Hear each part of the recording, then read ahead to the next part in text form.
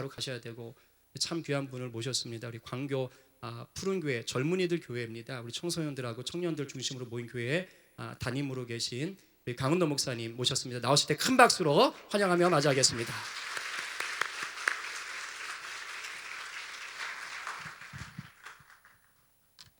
네, 귀한 모임에 또 말씀으로 섬길 수 있어서 너무 감사하고 좋습니다. 우리 하나님 말씀 같이 보실까요? 하나님 말씀은 요나서입니다. 구약 성경에 보시면 찾기가 조금 어려워요. 자칫 잘못 찾으면 마태복음이 나타났다가 잘못 찾으면 또 이사야가 나타나가지고 굉장히 힘든 본문인데요. 1286페이지에서 7페이지 사이에 있을 것 같아요. 성경보다 조금 차이가 있겠지만 구약 성경에 보면 그 페이지를 써놨어요. 왜 써놨냐면 잉크가 남아서 쓴 게 아니라 이런 상황을 위해서 써놓은 거죠. 1286페이지 7페이지 보시면 요나서라고 하는 성경이 있습니다. 4절부터 16절까지를 한번 이렇게 볼 건데요. 12절까지를 한번 볼까요? 같이 한번 보겠습니다. 1장 4절에서부터 같이 한번 12절까지 말씀 한 절씩 한 절씩 교도가 천천히 찾으십시오. 괜찮습니다. 당황하지 마시고 이해합니다. 네, 제가 먼저 4절 읽을게요. 여호와께서 큰 바람을 바다 위에 내리심에 바다 가운데서 큰 북풍이 일어나 배가 거의 깨지게 된지라.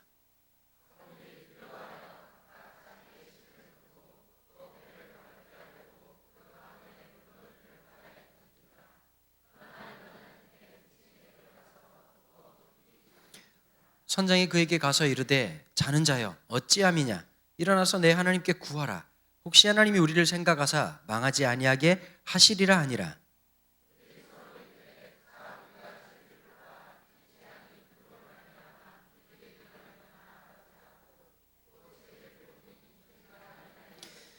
무리가 그에게 이르되 청하건대 이 재앙이 누구 때문에 우리에게 임하였는가 말하라.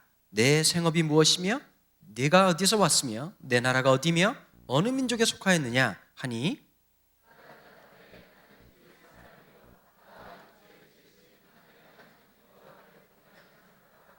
자기가 여호와의 얼굴을 피함인 줄을 그들에게 말하였으므로 무리가 알고 심히 두려워하여 이르되 내가 어찌하여 그렇게 행하였느냐 하니라.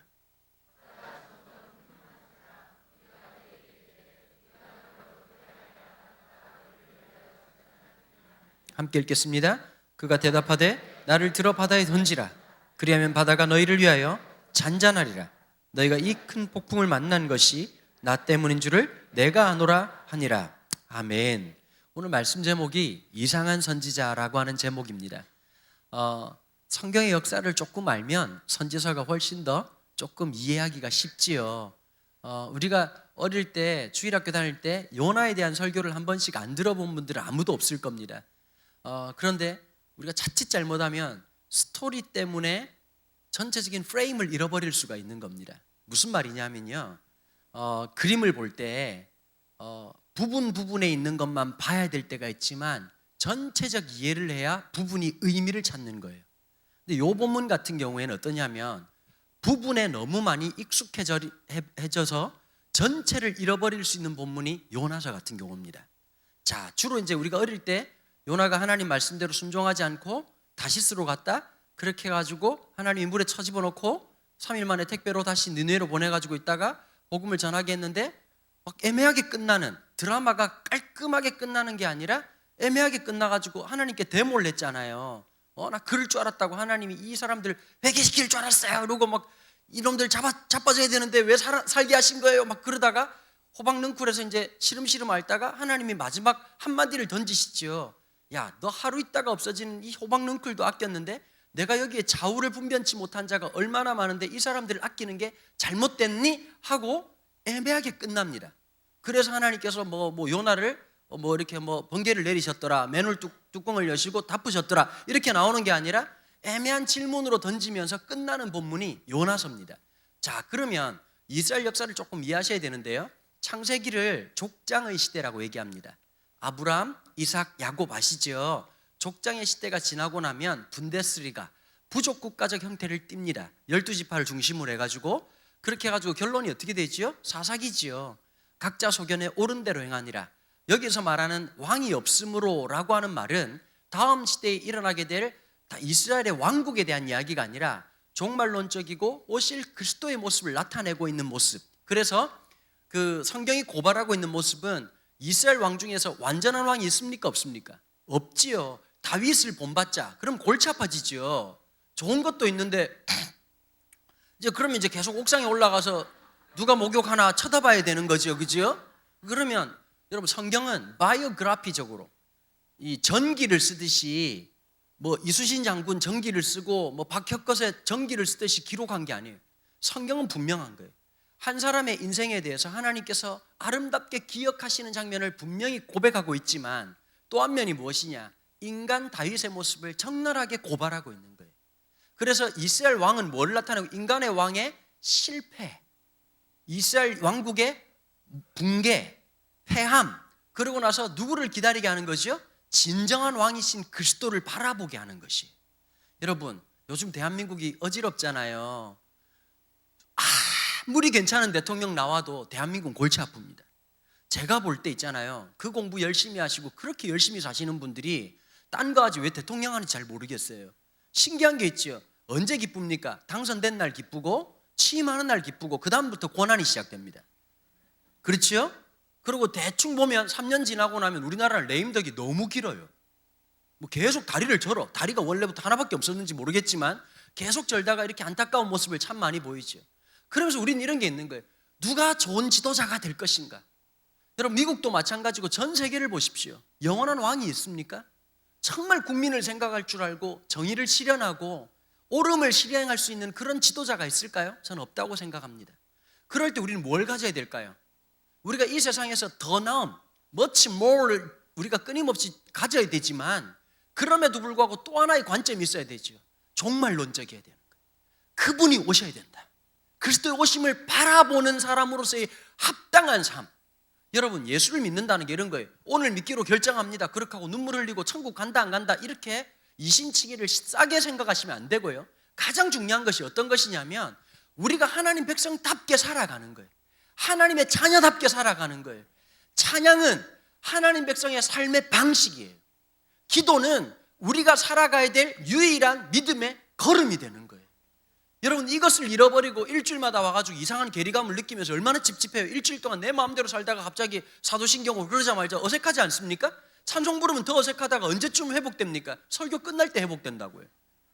그러다가 조금 살아볼까 이렇게 하는 순간 월요일부터 이제 완전 자빠져가지고 월화수목금토일 이렇게 하면 날마다 실패하는 삶이 아니라 우리가 주님을 바라보는 삶, 그분이 왕으로 고백하는 삶, 그게 사사기에 왕이 없으므로 각기 소견에 옳은 대로 행했다라고 하는 이야기를 하고 있습니다.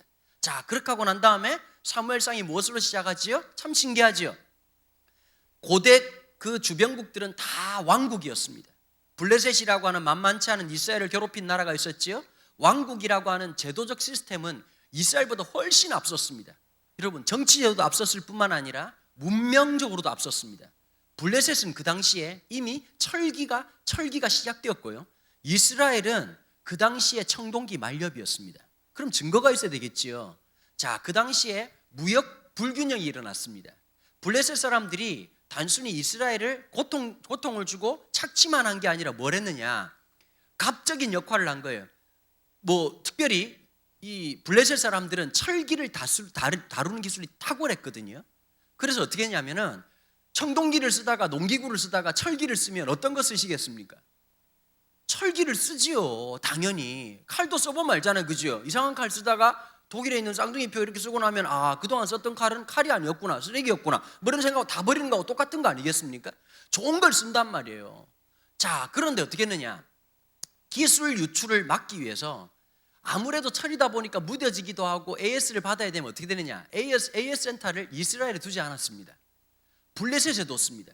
혹시나 성경에 보면 이렇게 나오지요. 낫이나 아니면 다른 것을 벼르려거든 이렇게 날카롭게 하려고 하면 어떻게 되니까 이스라엘 백성들이 전부 다 블레셋으로 가게 하는 거예요.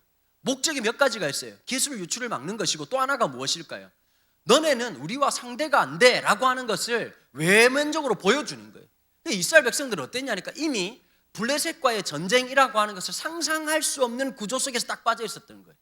그리고 날마다 침입하고 고통을 주니까 왕국을 세우는데 그러면 그 당시에 뛰어난 왕을 세워야 될 텐데 사무엘상은 누구로 시작하느냐? 1장에 보시면 신기하지요. 자식을 낳지 못했던 한나라는 한 여인의 눈물을 통해서 하나님의 왕국을 시작하고 있단 말이에요. 이게 구조적으로 다른 거예요. 왕에 의해서 다스려진 나라가 아니라 말씀을 나누고 말씀의 선지자였던 바로 사무엘을 통해서 세워지는 그 나라.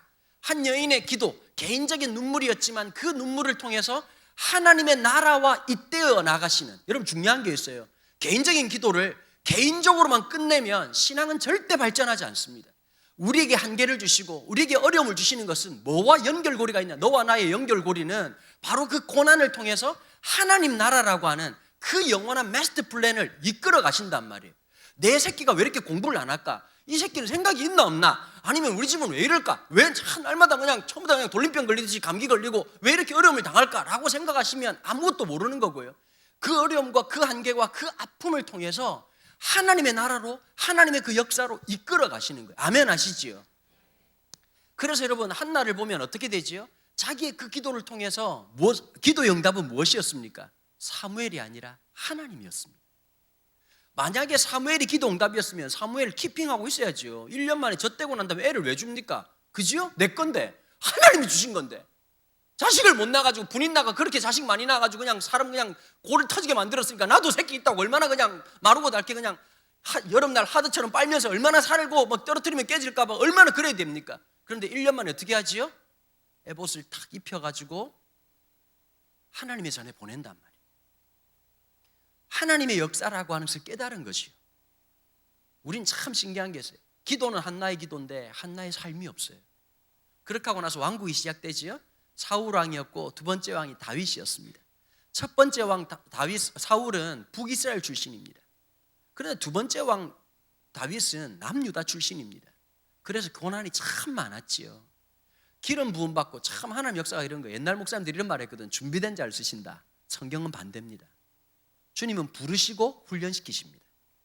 다윗에게 먼저 선기름 부음 후 왕. 이게 갈등이 생기는 거예요. 다윗이 참 난센스가 뭘까요? 13년 동안 사울의 칼날을 피해 다니면서 제일 골 아픈 게 뭘까요? 내가 왕 되려고 기도한 적도 없고 어느 날 갑자기 사무엘이 신방 와가지고 머리다 기름을 쳐붓고 난 다음에 넌 왕이야 이렇게 하고 그때부터 고난이 시작됐단 말이에요. 맞아요 안 맞아요? 한 번 좋았어. 골리앗 물리칠 때 한 번 좋고 계속 안 좋은 거야.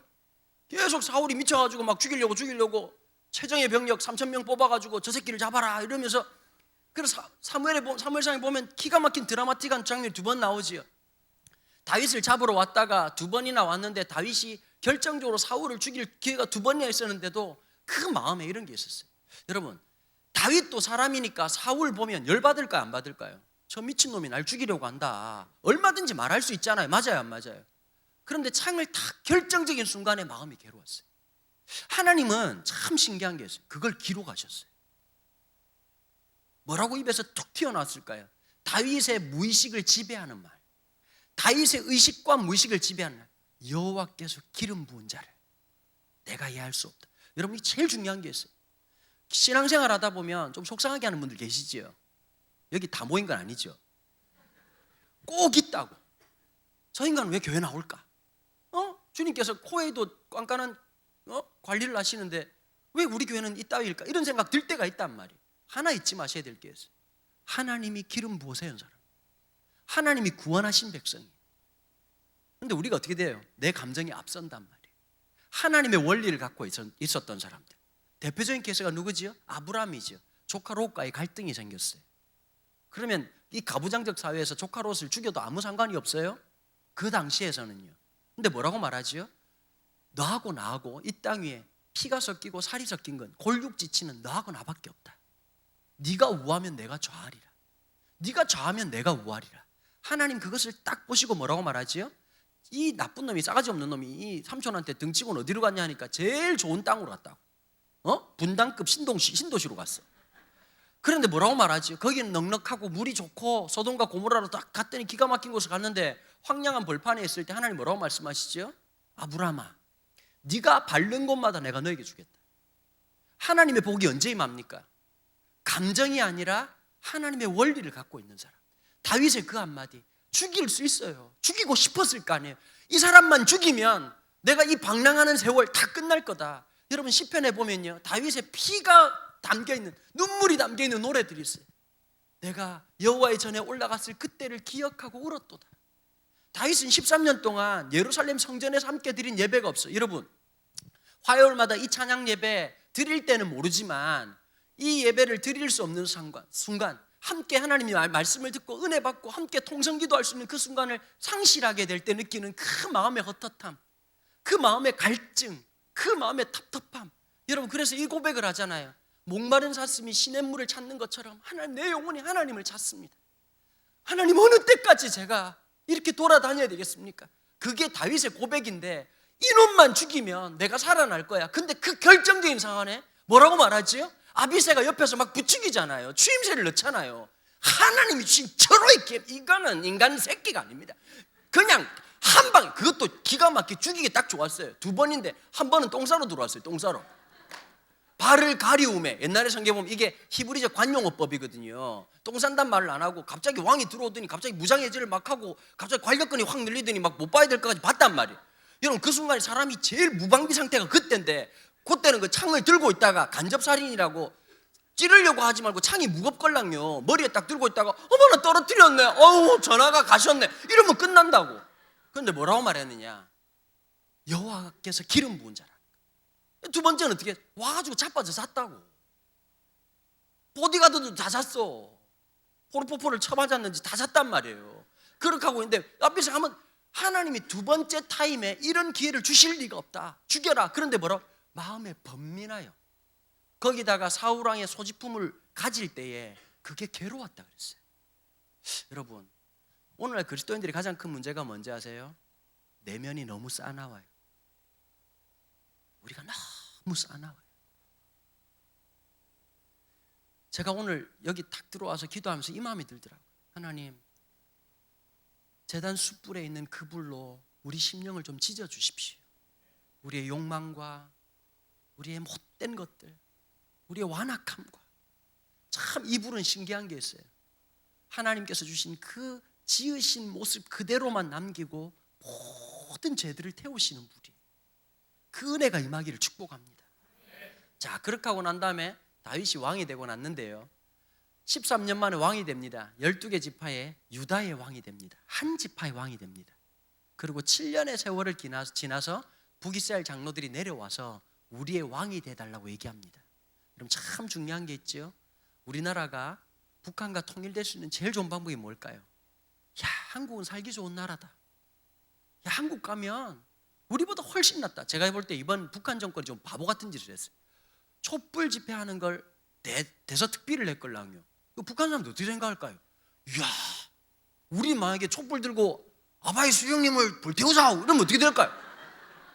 갓나 새끼 불태우라 그러고 바로 죽인다. 근데 이 사람들이 생각할 때는 얘들이 보면 또 다른 생각을 할 수 있잖아요. 우리가 지금 그 데모하고 있는 걸 보면 전 세계 사람들이 깜짝 놀랍니다. 여러분, 사람이 100만 명이 넘게 모이면 군중 심리에서 한 명이라도 욱하는 마음이 들면 무슨 짓이라도 할 수 있는데 평화적으로 했다는 게 이게 놀라운 거고, 또 하나가 있어요. 중국 사람들은 너무 부러운 거예요. 경제력은 대단하게 발전했지만 정치적으로는 굉장히 독재잖아요. 그렇죠? 완전히 공산주의 독재를 하고 있는데 이 사람들 볼 때는 참 놀라운 것이죠. 자, 마찬가지죠. 북이스라엘 사람들이 항상 유다 출신인 다윗에 대해서 거절감이 있었단 말이에요. 왜 그럴까요? 첫 번째 왕이었던 사울이 계통을 잇지 못하고 다른 아무 관계도 없는 다윗이 됐으니까. 그런데 다윗이 왕이 될 때까지 20년이 걸려요. 그렇게 하고 난 다음에 세 번째 왕이 누구지요? 솔로몬이에요. 이 얘기하면 너무 길어지니까 다 생략하고요. 솔로몬까지가 통일왕국을 이루게 되고, 네 번째 왕부터 어떻게 되냐? 북이스라엘과 남유다로, 로보암과 여로보암에 의해서 북이스라엘과 남유다로 나눠지게 되고 점점 멸망하게 된다. 이게 구약 39권의 대체적인 내용입니다. 자, 그런데 북이스라엘은 누구한테 멸망하느냐? 아수르라는 나라에 멸망하거든요. 그 아수르의 수도가 어디냐? 캐피탈이 어디냐? 바로 니느웨라고 하는 곳입니다. 자, 이 당시에 어떤 게 있었냐? 이 요나의 마음에는 어떤 마음이 있었냐면 이런 거예요. 예를 들면 내가 무슨 잘못을 했어요. 잘못을 했는데 선생님이 야단을 치거나 부모님이 야단을 치면 받아들일 수 있어요. 맞아요, 안 맞아요? 그런데 나보다 더 나쁜 새끼가 와가지고 너 병신 같은 새끼 뭐 훔쳤다며 이러면 기분이 어떨까요? 열받죠? 무슨 말인지 알겠죠? 그죠? 에? 공부 나보다 못한 놈이 와가지고 너 시험 못 쳤다며? 이러면 어떨까요? 아, 저거 눈을 뽑아야 되겠다 이런 마음이 들잖아요. 북이스라엘은 어떤 열받는 게 있느냐, 교회 다니는 애들 가만히 보세요. 우리 교회 다니는 애들 보면 이런 게 있어. 부모님들이 인정해야 될 게 있어요. 부모님들이 너무 기대치가 높아, 아이들에 대해서. 교회 다니는 부모가 제일 피곤해. 왜 피곤한지 아세요? 목사님, 저는 우리 애에 대해서 기대가 정말 아무것도 없고 그냥 믿음 좋고 공부 잘하고 소신껏 지할 일하고 그런 놈이 어디 있냐고.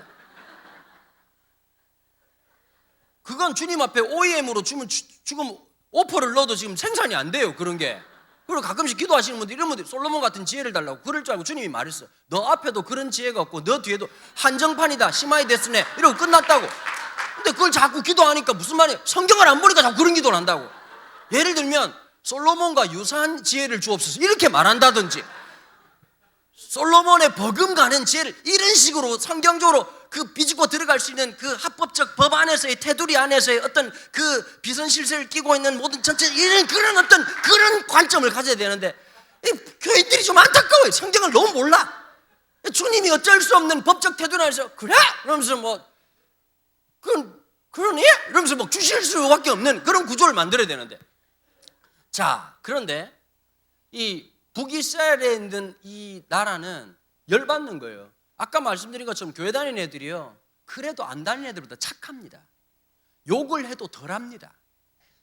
10마디 할 거 2마디 하고 그래도 착하단 말이에요. 근데 부모들 어떠냐니까 욕하는 거 들으면 깜짝 놀라고, 뭐 애들 예를 들면 초등학교 때 뭐 갖고 싶어가지고 하나 이렇게 손버릇 나쁘게 뭐 이렇게 그 위치 이동도 한 번씩 하고 그러면 이 새끼가 도둑놈이네! 뭐 키워놨더니 이놈 자식아 그냥 하나님 아버지 심장이 뛰고 주님 불로 태워주옵소서 이렇게 하면 안 된다는 거예요. 자, 그런데 얘들이 열받는 게 뭐냐면 이런 거야. 내가 볼 땐 그래도 교회 다니는 애들이 착하기로는 상위 10%야. 그런데 너 똑같은 새끼 아주 그냥 나쁜 놈의 새끼 아주 그냥 이렇게 야단을 치잖아. 그럼 열받는 거야. 무슨 말인지 알겠죠? 나는 담배 안 폈는데 선생님이 와가지고 똑같은 놈들 다 담배 폈지 이렇게 하고 우리랑 똑같은 거야. 열받는 거지. 그런데 내가 낫다고, 다른 애들은 더 하다고. 맞아 안 맞아? 열받는 거예요. 자, 이게 이스라엘 마음이었다. 하나님이 계속 북이스라엘 보고 선지자를 보내가지고 너 똑바로 해라, 말씀으로 회복되라 그러는데 내가 뭐 하나님 진짜 저분이 너무 까다로우시네. 우리가 얼마나 욕 쓰는데 11조 꼬박꼬박 내고 없는 살림에 양 바치고 그 정도 했으면 하나님도 오케이 이러면서 내가 잘 살라고 바알과 아세라를 섬긴 게 아니라 이렇게 함께 에큐메니칼적인 그 같이 이렇게 지역사회와의 어떤 연대, 복합 융합, 창조기 경제 이런 거 하려고 하다 보니 이렇게 좀 쭉 해야 되는데 하나님 너무 이렇게 까칠하시다 이런 생각이 들었단 말이야. 너는 그 바알과 아세라의 재단에 왜 갔냐 그러니까 신방 차원에서 타 종교에 대한 이해? 뭐 이런 차원이지 내가 하나님을 섬긴다고 라고 말을 했단 말이야. 그런데 하나님 뭐라고 말씀하시는 거예요? 니느에 특별히 이 아수르를 통해서 멸망할 게라 그러니까 근본주의자였던 신학적 노선으로 볼 때 좌파적 영성이 아니라 우파적 영성의 극단자리에 있던 분이 누구냐니까 요나였어요.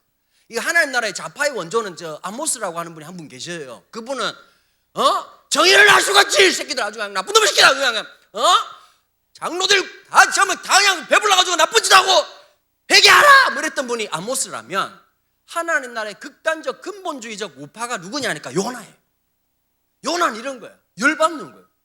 아니 하나님 기회가 안 되네. 어이가 없네. 아니 왜 아수르에 쓰레기 같은 아수르예요?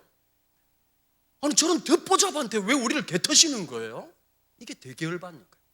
가서 니는 그런데 하나님이 계획이신 거예요. 그 제일 더러운 동네 내 기준으로 볼 때 여러분 이럴 때가 있어요. 내 기준으로 볼 땐 저 아이가 별거 없고 저 사람이 그냥 후져 보이고 말하는 것도 아주 천박해 보이는데 거길 가라는 거예요. 그러니까 여러분 이 극단적인 요나 같은 성격의 사람들이 받아들이겠습니까? 안 받아들이겠습니까? 그래서 다시스로 도망을 간 거죠. 이 중요한 게 있습니다. 왜 여호와의 낯을 피하여 다시스로 도망갔냐? 이게 참 재밌는 부분이거든요. 이 다시스는 니느웨와 정반대인 지금 현재 스페인 쪽입니다. 정반대로 이제 연안을 따라서 이제 이동을 하는데 왜 피해갔냐, 이게 중요한 거예요. 이 당시 고대 서아시아 지역의 신과는 지역신적 개념입니다. 여러분 보면 이스라엘 역사는 아시아적 관념이 굉장히 강합니다. 자, 우리나라도 귀신들을 보면 마을마다 언덕마다 장승이 다 서 있지요. 장승 얼굴이 똑같습니까? 다릅니까? 느낌상 맞춰보세요. 같을 것 같아요? 다를 것 같아요? 달라요. 부뚜막 귀신이 있어. 지역신이라고 하는 거예요. 근데 이스라엘 백성들도 하나님이 보세요, 아브라함에 하셨던 말씀 중에서 그 당시 신관을 흔드는 얘기가 하나 있습니다. 나는 너의 하나님이다. 보통은 나는 이스라엘의 하나님이다 이렇게 말해야 되거든요. 지역적 개념 속에서 하나님이라고 말해야 돼. 근데 하나님은 뭐랬냐니까? 인격의 하나님. 사람은 돌아다닐 수 있죠. 모바일 갓. 어디든지 돌아다니는 신. 그러니까 하나님은 한계가 있다 없다? 없는 신으로 드러내요. 그런데 요나는 하나님을 교과서로 배운 거예요. 신앙 자체가 교과서로 만드는 거예요. 제가 그랬거든요. 전 눈 떠보니까 4대째 예수님 집안에 태어났어요. 전 종교를 선택해 본 적이 없어요. 눈 떠보니까 이미 종교는 결정되어 있는 상황이었고, 그리고 2살 때로 기억하는데 어떤 아저씨가 흰 가운을 입으시고 머리에 물을 붓더니 갑자기 나보고 세례교인이라고 우기시는 이상한 사태가 벌어진 거죠. 조금 더 부담스러웠던 건 아버지가 목사였다는 사실이었고, 그리고 해병대 161길 나오신 전능하신 팔뚝을 가지신 그런 아버지였다는 사실이었죠. 하루에 가정예배를 2번 드리면서 주님이 빨리 오시기를 그렇게 학수고대하였었고, 예배 끝나고 나면 그냥 끝나는 게 아니라 성경 석장을 읽어 5문제를 내서 4문제를 맞춰야 밥 주는 희한한 집안에 태어났었던 것뿐이고, 아이들이 가끔씩 수련회 가서 힘들다고 말하면 야 이 새끼야 나는 내 인생이 수련회였다라고 말할 수밖에 없는 그 반증적 삶이 제 삶이었다는 것이죠. 자, 그러면서 진짜 저는 너무너무 힘들었어요. 초등학교 4학년 때 처음 알았어. 나는 모든 사람이 나처럼 사는 줄 알았어요. 전도사님이 설교를 하더라. 친구들, 우린 예수님을 믿기 때문에 천국에 갈 거예요. 천국에서 영원토록 예배 드릴 거예요. 이 말을 듣자마자 종교를 바꿔야 되겠다는 생각을 그때 처음으로 했었습니다. 자, 그런데요, 초등학교 2학년 때였는데 담임 선생님이 담배를 피시는 거예요. 그때는 기억나시? 선생님들이 교실 안에서도 담배를 피셨어요. 그런데 저희 집안은 다 예수 믿게 술, 담배 하는 사람이 아무도 없었거든요. 하는 분이 있어도 이 사실을 아무에게도 알리지 말라, 이순신 장군 정신으로 했긴 했겠지만, 저는 한 번도 담배를 피거나 술을 먹거나 제사를 지내는 걸 본 적이 없었습니다. 초등학교 2학년 때 담임 선생님이 담배를 피시는데 충격이었어요. 저 죄인이 날 어떻게 가르치나, 이 마음이 그때 처음 들었어요. 공교육을 거부하게 된 사건이 그 신앙적 갈등으로 인한 어떤 그것으로 인해서 공부를 하지 않게 되는 그 결정적인 요인이 거기에 있었다. 내가 학업을 거부했던 것은 신앙적인 요소였고, 길게 따지자면 손양원적 행위였으며 주기철적 행위였다. 예? 반독재와 반일에 해당되는 신앙에 따른, 죄송합니다, 그렇게 이제 상황이 됐었는데요, 요나의 마음이 그런 거예요. 다시 쓰자면 어떤 마음이 들까요? 거부감이 드는 거예요. 느느에 그러면 거부감이 드는 거예요. 너무 짜증나는 거예요. 그래서 이 사람이 어떻게 생각하냐, 하나님이라고 하는 분도 지역신적 이해를 가지고 다시스로 떠나버리는 거예요. 근데 하나님이 어떤 사건이지요? 바다에 풍랑을 일으킨 사건 한번 보세요. 그러면 하나님은, 하나님의 최고의 벌이 뭔지 아세요? 버리는 게 아니에요. 죽이는 게 아니에요. 하나님 잊으시는 거예요. 유기라고 얘기해요, 어려운 말로. 하나님께서 이런 게 있어요. 예수 믿으면 잘 될 것도 잘 안 돼요. 맞아요, 안 맞아요? 아니에요? 남자들 날 봐봐, 우리 형제들. 여자 아무나 만나야지 그러면 잘 안 돼. 우리는 뭐 눈이 크고 그래도 눈이 안 돼, 이게 막. 여러분 참 신기한 게 있어요. 예수 믿고 나면 쉽게 되던 게 안 돼요. 어려워요. 맞아요, 안 맞아요? 좀 하나님 쿨하게 그냥 착착착 주시고, 막 지혜 필요하니 지혜 팍 주시고, 암기력 팍 이러고 막 채점자의 눈을 멀게 하시든지 채점 기계를 망하게 하시든지 하나님 역사하셔가지고 막 이렇게 한다 싶은데 그런 일이 있어요, 없어요? 절대 없어. 환장할 거야 아주 그냥. 주님 전세가 오르지 않게 하여 집주인 전화와 1억 올려달라고. 하나님께 까인 적이 한두 번이 아니야. 왜 그러냐? 하나님 백성을 다루는 방식이 있어요. 저는 이걸 쉽게 말씀드리고 싶어요. 여러분, 우리나라 국가대표 축구선수하고 조기축구에 하는 아저씨하고 운동량이 같을까요, 다를까요? 달라요. 만약에 조기축구하는 아저씨들, 물론 그분들이 축구하는 다 좋은 걸 신어요. 메시가 신는 걸 신고 실력은 메시가 아니죠. 우리 교회 그 아이스하키 국가대표가 한 명 있거든요. 걔가 이제 아르바이트로 뭐 하냐면, 요즘은 아저씨들이요, 골프 치는 건 아무나 짝대기 들고 치니까 없는 걸 하고 싶은 거예요. 그래서 요즘 한참 인기가 있는 게 야구도 하는데 이제 아이스하키가 좀 있어 보이잖아요. 이게 장비가 비싸요. 이 몸에 이렇게 가드하는 게 좀 좋은 건 한 700만 한답니다. 근데 국가대표 선수들은 그 돈이 없어가지고 이게 부러진 걸 막 청테이프로 감고 해가지고 이렇게 이제 표가 안 나니 옷만 입으면 되니까. 그런데 막 의사들 막 이런 사람들이 700만 원짜리를 10벌 막 20벌씩 산다는 거예요. 근데 덕이가 진짜 너무 웃긴데 스케이트를 못 한대요. 장비는 700만 원인데 스케이트를 못 한다는 거예요. 퍽을 치는 게 지 대가리를 치고 앉았어요. 이렇게 보니까 너무 안타까운. 조기 축구의 아저씨들 똑같아요. 막 메시 축구화 사고 막 그러면 메시처럼 차면 좋은데 아니잖아요. 근데 국가대표 선수들 운동하듯이 조기 축구에 운동시키면 다음날 주님 바로 만납니다. 변사체로 발견돼요. 자, 그런데 국가대표 선수들이 운동이 훨씬 힘들어요. 그런데 그만두겠다는 놈이 아무도 없어. 서로 국가대표 하려고 난리를 쳐. 왜 그럴까요?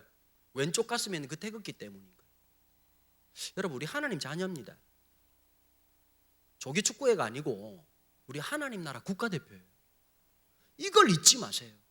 내가 기도를 안 하거나 믿음이 없어서 고난을 주시는 것이 아니라 우리는 하나님의 자녀이기 때문에 없는 고난이 있어요. 버텨야 될 은혜가 있어요. 여러분, 다니엘서 보면 제일 열받는 게 뭐예요? 하나님이 그렇게 믿음 좋은 애들 뜻을 정해가지고 다니엘서 1장 8절에 보니까 세 친구하고 함께 크로스 해가지고 4명에서 우린 주님 앞에 뜻을 정하자 그러고 어떻게 하지요? 급식 거부 사태를 벌이면서 최초에 유기농적 삶을 살아가셨던 이 네 분이 하나님 얼굴도 윤택케 하시면 어려움 안 주셔야 되는데 갑자기 어떻게 하지요? 느부갓네살이 두루 평지에다가 자기 신상을 세워놓고 모두 절하라 그랬더니 끝까지 버텼잖아요. 다니엘은 신방 갔는지 유학 갔는지 안 보이고 갑자기 세 친구만 남아가지고 우리는 어쩌지 이러다가 분위기 파악 못하고 서 있는지 모르겠지만 갑자기 왕이 찾아오지요. 한 번 더 one more chance. I will give you one more chance. 이러고 나서 섬기를 할 때 뭐라고 말하지요? 우리는 엎드리지 않는다. 우리는 하나님 섬긴다. 우리가 죽을지라도 그리 아니하실지라도 우리를 살리지 아니하실지라도 괜찮다. 근데 풀무불을 지나가게 하는 거예요. 그럼 신앙이 참 신기하죠. 풀무불을 끄신 하나님이 아니라 풀무불을 지나가게 하는 거예요. 우리 집사님들 어떠세요? 살아가다 보면 야, 이번엔 망했다, 끝났다 싶은데 사라지죠. 목구멍에 밥이 넘어가고, 그치요? 반지하로 차고 와가지고 내 인생 끝났구나 생각했는데 잠도 자라. 못 살 것 같은데 살아요. 여러분, 그런데 은퇴 남으신 며칠 안 남으신 다니엘을 어디로 인도하십니까? 죽기 3년, 이스라엘 백성들이 돌아가기 3년 전에 다리오 왕이 서명 하나 잘못해가지고 어떻게 되지요? 사자굴로 사파리를 가셨다고. 우리 같은 거를 하나님 아주 가지가지로 하십니다. 주님. 늙은이가 사자 한번 보라고, 사자가 얼마나 무서운지 직접 실물로 보라고 사파리를 인도하시는군요. 여러분, 참 신기한 게 있어요. 그걸 이야기로 들으니까 여러분 그냥 남의 이야기처럼 아멘 하고 넘어가시지요. 그게 내 삶이 되는 거예요. 지금 이 자리에 분명히 사자굴을 지나가는 분이 계셔. 풀무불을 지나가는 분이 계시다니까. 신앙은 풀무불을 없애시는 것이 아니라, 사자굴을 없애시는 것이 아니라 주님이 함께 하시는 거예요. 다리오 왕이 뭐라고 말하지요? 사시는 하나님의 종 다니엘아, 너희 하나님이 너희와 함께 하시느냐. 와, 다니엘이 너무 멋져. 예, 살았습니다. 전화 빨리 꺼내주세요. 이렇게 말 안 했어. 뭐라고 말하지요? Good morning, sir. 왕은 만세수를 하십시오. 하나님은 이미 나와 함께 하셨습니다. 그 하나님에 대한 확신, 하나님에 대한 신뢰, 전혀 반대 인물이 누굴까요? 겉으로는 믿음이 좋은 척, 겉으로는 괜찮은 척 했지만 요나는 어땠지요? 하나님 낯을 피해간 거예요. 그런데 인간 같지 않은 요나 버릴 수 있어요. 맞아요, 안 맞아요? 여러분, 신기한 게 하나 있어요. 하나님의 은혜가 뭔지 아세요? 우리를 포기하지 않는다는 거예요. 하나님의 은혜가 뭔지 아세요? 좌절하고 낭망하고 믿음이 완전히 증발된 것 같은 우리의 삶에 신방 오신다는 거예요. 찾아오신다는 거예요. 배 밑바닥, 여러분 오늘 이 본문 보면 성경은요 굉장히 공감각적 이미지를 많이 등장시킵니다. 하필이면 요나가 어디로 가죠? 배 가장 밑바닥에 가서 깊이 잠, 가장 밑바닥, 깊은 잠. 그런데 어떻게 하시죠? 영혼의 깊은 밑바닥, 영혼의 깊은 잠에 빠져있는 요나를 깨우신 하나님. 너무 세게 깨웠어. 폭풍을 일으켜. 그런데 얘도 센 놈이요. 하나님이 깨우는데, 여러분 이럴 때 있어요. 자식들이 잠을 잘 깨는 애가 있고 못 깨는 애가 있어. 있죠, 그죠? 난리를 쳐도, 우리 집이 아들 하나 딸 하나가 있는데 우리 아들은 건드리면 일어나요. 우리 딸은 와, 순간 가끔씩 얘가 죽었나? 아기 때도 그랬어. 아기 때도요, 첫째는 너무 유별나가지고 그랬는데 둘째가 딸인데 얘는 젖만 한번 먹이면 제하 4시간 5시간 자는 거예요. 둘이서 둘째가 있다는 것을 깜빡깜빡 잊을 때가 있었어요. 그럼 어머나 애는 그러면 계속 자고 있어요. 그 이후로도 계속 자. 지금도 그래. 엄마 무시하게 자. 한 번은 토요일마다 일어나가지고 아빠 늦었어 이러더라고. 어디 이런 학교가 토요일이야. 와 이러네. 그런데 요나가 그랬단 말이에요. 참 신기해요. 하나님의 건드림, 하나님의 말씀의 빛이 조금만 스쳐 지나가도 영혼이 회복되는 사람이 있고요. 영적 광합성이 잘 되는 사람이 있고 아무리 주의 빛을 비춰도 둔감한 영혼이 있어요. 여러분 오늘 이 자리에 있는 분들이 그 영적 둔감함이 민감함으로 변화되기를 축복합니다. 하나님이 깨우시는 그 장면이 나와요. 그런데 점점 이상하지요? 뭐라고 말하죠? 이 풍랑을 막 해보려고 이 전문가들이 배에 짐을 다 버리고 대부분 다가 이거 무역하는 사람들이거든요. 무역하는 사람들이 짐을 버렸다는 것은 모든 걸 포기했다는 뜻이거든요. 그리고 도무지 감당이 안 되니까 사람은 모두 다가 그 위기 속에서 뭐가 되는 거죠? 종교인이 되는 거죠. 갑자기 이 배는 뭐가 됐습니까? 각 나라 각 민족의 이 갑자기 종교 박람회가 일어난 거죠.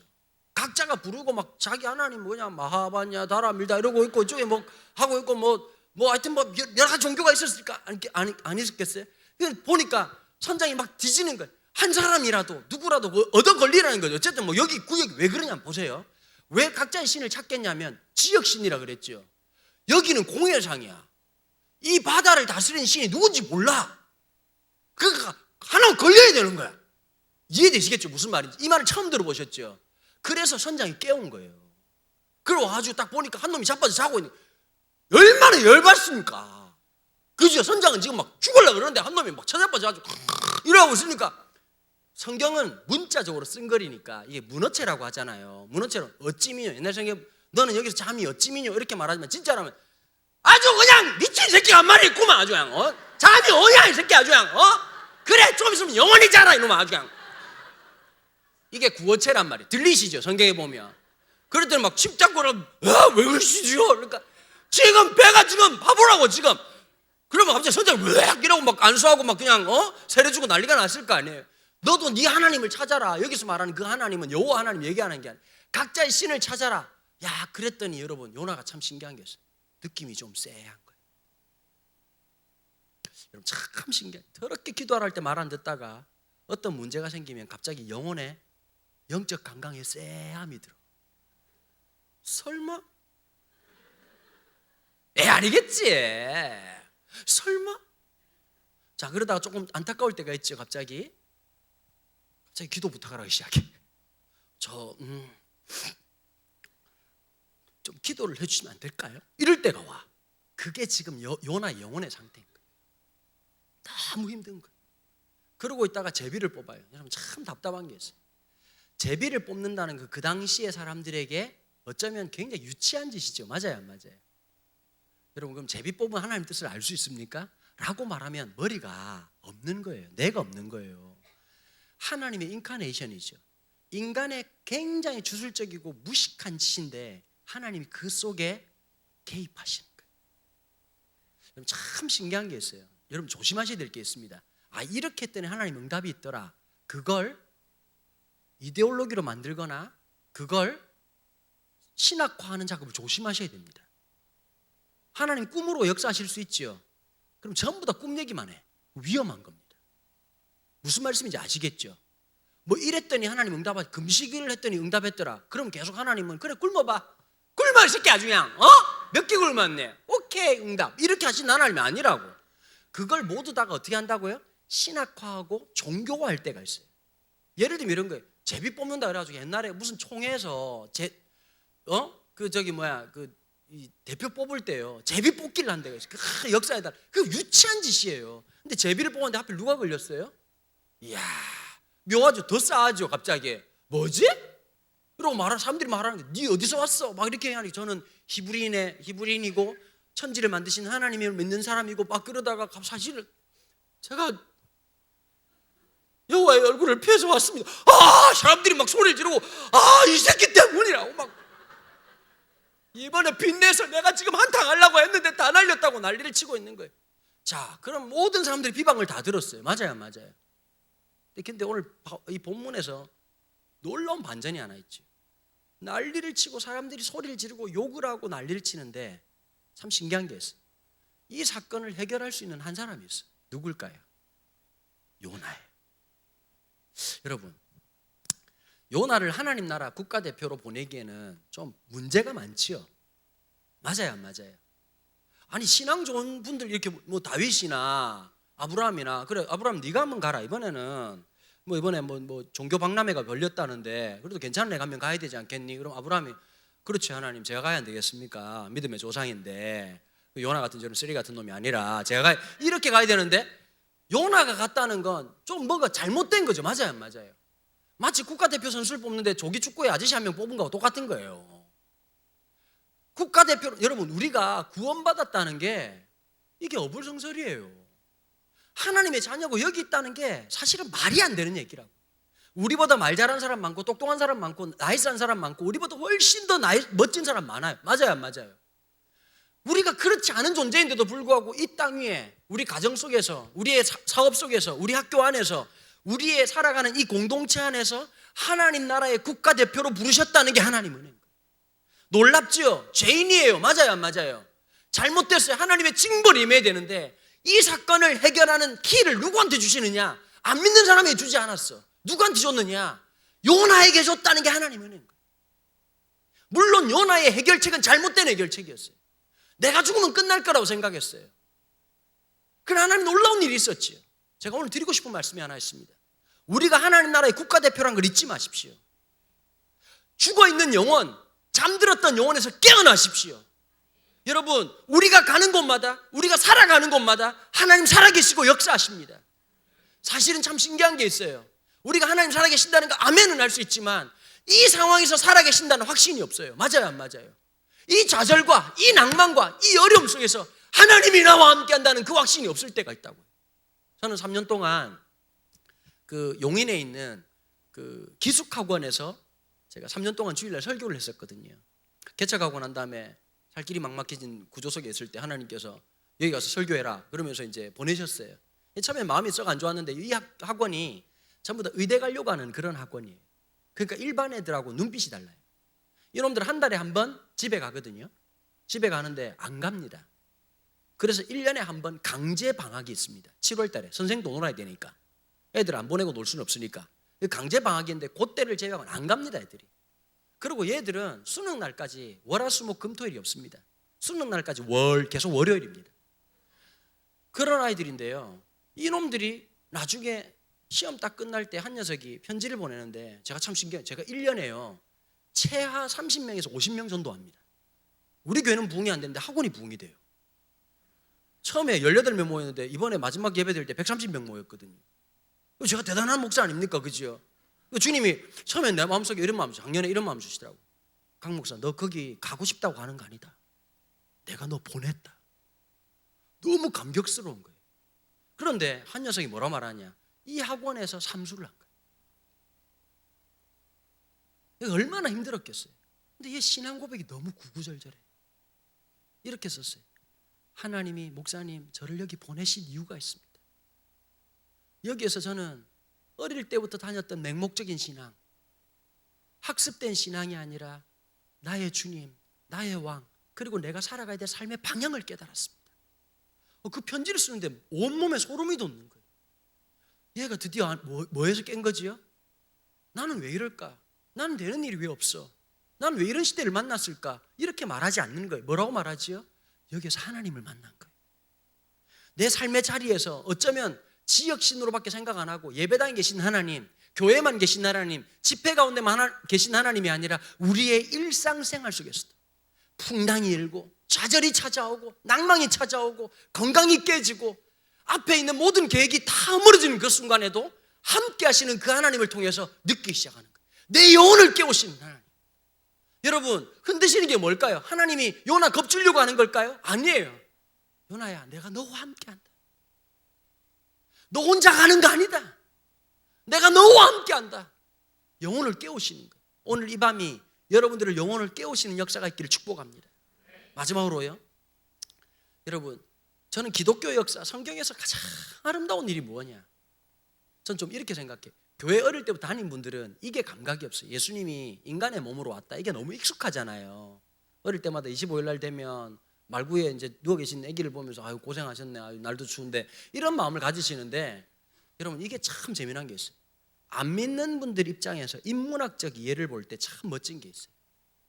신이 인간이 되셨다는 거예요. 이게 엄청난 사건이죠. 신이, 보통 신은 어떻지요? 두려움을 준다고요. 무서움을 주지요. 그래서 신에 대한 막연한 두려움 때문에 그 신을 믿게 만드는 게 종교성이란 말이에요. 근데 하나님은 뭐냐면, 이 교회 이름처럼 하나님 사랑이시거든요. 우리를 사랑할 이유가 없어. 사랑받을 자격이 없어. 그래서 보면 제가 볼 때 있잖아요, 옛날에 가요 중에 CCM 같은 가사가 있어. 왁스의 화장을 고치고라는 그 노래가 있는데, 그 가사가 굉장히 복음적이에요. 아무것도 난 해준 게 없어, 받기만 했을 뿐. 그래서 미안해. 나 같은 여자를 왜 사랑했는지. 별로 감동이 없으시네요. 그 주현미, 그 다른 또 분이 불렀던 노래, 주님 앞에만 서면 난 왜 이리 작아지는지, 뭐 이런 노래 들어보면 참 복음 같다는 느낌이 들죠. 왜 그러냐면요, 사랑에 대한 이야기를 하면 하나님과 다 연결이 됩니다. 당신은 누구시길래 내 마음 깊은 여기에 찾아와. 이 진짜 CCM이잖아요. 보면 말귀를 못 알아들으시네. 하나님 나라 인문학적 이해가 없으시네.